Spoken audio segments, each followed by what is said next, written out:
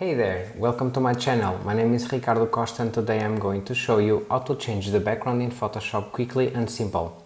To start, have both the subject and the background open and then simply click on the background layer and drag it over the subject document like this and drop it over there.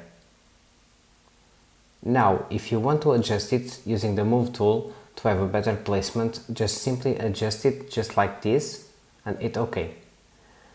Now, once that is adjusted, take the background below the subject and make sure the subject layer is selected. Now select any selection tool and click on Select and Mask at the top. So once you are in Select and Mask, don't worry about the background for now and make sure the view is onion skin and the transparency is somewhere around 50%. Now, with the help of the Quick Selection tool, you can just simply go ahead and paint on the subject like that.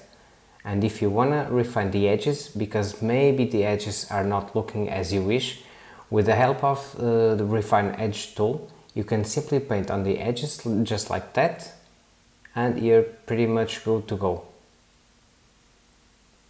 Now, before you hit OK, make sure that you go here below and select Output to Layer Mask and hit OK once you are satisfied with your work.